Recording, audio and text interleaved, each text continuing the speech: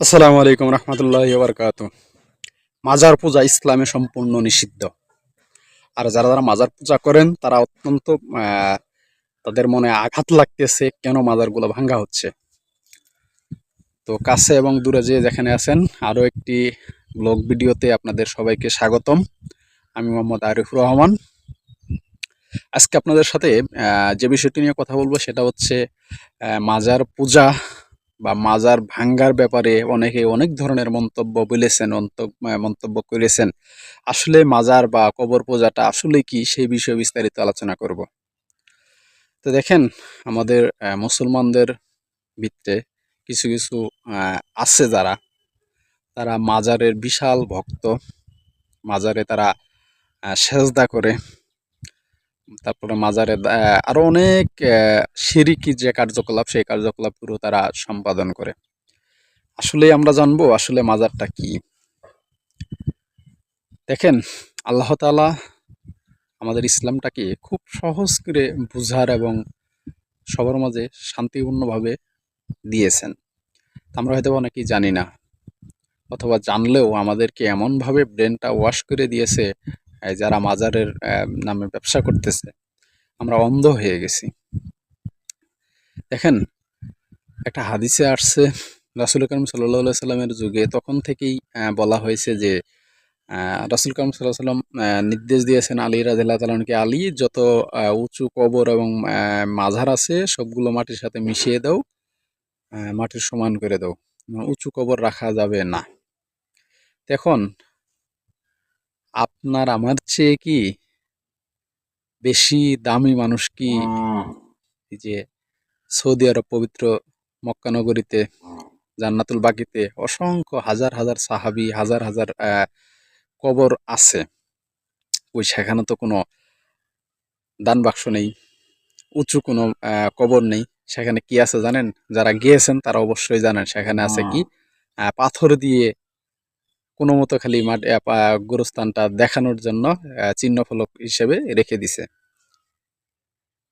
এখন আমাদের দেশে এক ধরনের ভণ্ড, ভণ্ডই বলবো, সুফিবাদীরা এটাকে ব্যবসার কাতারে নিয়ে গেছে। দেখবেন, ব্যবসায়ীর চিন্তা ভাবনা থেকেই তারা এই কাজগুলো করতেছে। আসলে মূলত ব্যবসা যারা করতেছে তাদের আল্লাহ তাআলা হেদায়েত দান করুক। দেখেন, বাংলাদেশে বিশেষ করে সিলেটে আছে মনে হয় ৩৬০টি মাজারেরও বেশি। হ্যাঁ, তারা যারা হযরত শাহজালাল, শাহপরাণ, আরও যারা আছেন নাম না জানা আরো অনেক আল্লাহর ওলি আছেন, তাদের তো কোনো দোষ নেই। বা তারা তো কখনো বলে নাই যে আমি মৃত্যুবরণ করার পর আমার কবরকে তোমরা মাজার বানিয়ে উপাসনালয় বানাও, সেটা কখনো বলেছে? তারা কখনো বলে নাই। তাদের এখানে বিন্দুমাত্র দোষ নেই। আর মাজারা থাকে কেডা? এক ধরনের পাগল থাকে। এখন এই পাগল রে যদি আপনি বলেন যে তুমি মাজারে কেন, পাগল আপনার কি উত্তর দিবে?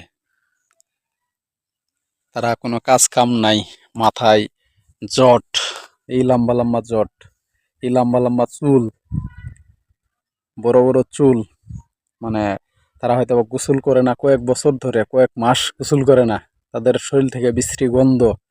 আর প্রত্যেকটা মাজারে শিরকি কার্যকলাপের পাশাপাশি নেশার অভয়াশ্রম হিসেবে গড়ে উঠেছে।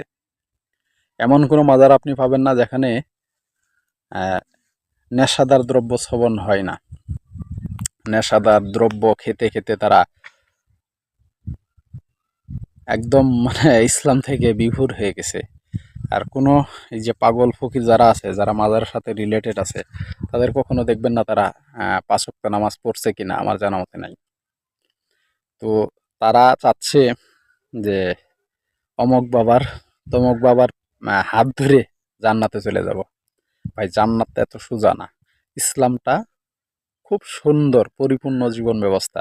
কারণ আমি আপনি এখানে যদি আহ এটারে জগা খিচুড়ি বানিয়ে ফেলি, গুলিয়ে ফেলি, তাহলে তো হবে না। আরেকটা বিষয়, অনেক পাগল দেখলাম এই আন্দোলন করতেছে যে মাজার কেন ভাঙলো। অনেকেই মানে যারা মাজার ভক্ত তারা বলতেছে মাজার কেন ভাঙলো, অলি আল্লাহর আউলিয়ার মাজার কেন ভাঙ্গা হলো, এটার জবাব চাই। যারা ভাঙছে তারা নিঃসন্দেহে অনেক ভালো কাজ করেছে। আমি মনে করতেছি আমার ক্ষুদ্র জ্ঞানে আপনারা একা একা ভাঙতে না গিয়ে বিষয়গুলো সবাই সম্মিলিতভাবে আলম সমাজের সাথে বসে একা একা ভাঙতে গেলে হয়তো বিশৃঙ্খলা তৈরি হতে পারে।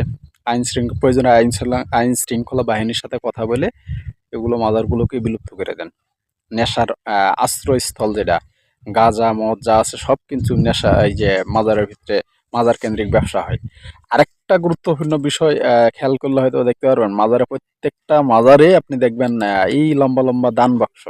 আমার প্রশ্ন, মাজারের এই টাকাগুলো কে খায়? আপনাদের কাছে রেখে গেলাম, টাকাগুলো কে খায়? আমি হয়তো বা জানি না, এদের পিছনে যারা আছে খাদেম বলেন, এদের সাথে যারা সংশ্লিষ্ট জড়িত আছেন তারা কিন্তু বিনা টাকায় ব্যবসা করতেছে।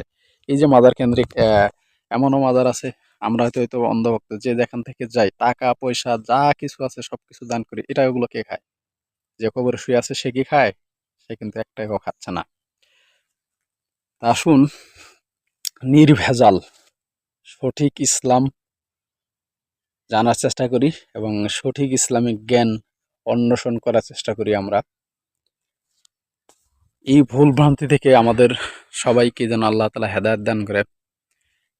বিশেষ করে সিলেট অঞ্চল, চট্টগ্রাম, কুমিল্লা, জামালপুরেও কিছু অংশ আছে, প্রত্যেকটা জেলাতেই তো বেশিরভাগ আছে হলো কুমিল্লা, চাঁদপুর, নোয়াখালী। চাঁদপুরে আরেকটা মাজার আছে, সেটা হচ্ছে ল্যাংটা বাবার মাজার। আমার জানা মতে আমিও যে কয়টা নাম জানি সেগুলা নামগুলো শুনলেও আপনারা হাসবেন, হাস্যকর নাম অবশ্যই। ল্যাংটা বাবা, কানা বাবা, বদনা বাবা, চালডাল বাবা, ঠন ঠন বাবা, মানে আরো যত যে হাস্যকর কত যে নাম আছে। আমি হয়তো বা ছোট মানুষ হতে পারি, আপনাদের কাছে যে বিষয়গুলো তুলে ধরলাম আমি জেনে শুনেই বিষয়গুলো তুলে ধরার চেষ্টা করছি। তা আসুন আমরা ইসলামটা কি পরিপূর্ণভাবে বুঝি, সঠিকটা জেনে মেনে চলার চেষ্টা করি। আর মাজারে যারা শিরকি কাজে লিপ্ত আছেন এবং মাজারে যারা সেজদা করতেছেন, নিশ্চয়ই জেনে রাখেন মাজারে সেজদা করা পাপ, বড় শিরকের কাজ। এই মাজার থেকে আমরা বিরত থাকবো, মাজার পূজা থেকে আমরা বিরত থাকবো। আল্লাহ তাআলা আমাদের সবাইকে সঠিকটা বুঝার এবং জানার তৌফিক দান করুন এবং সবকিছু বুঝে জেনে শুনে আমল করার তৌফিক দান করুক। সবাই ভালো থাকবেন, সুস্থ থাকবেন। ভিডিওটি আর বেশি দীর্ঘায়িত করলাম না। আসসালামু আলাইকুম।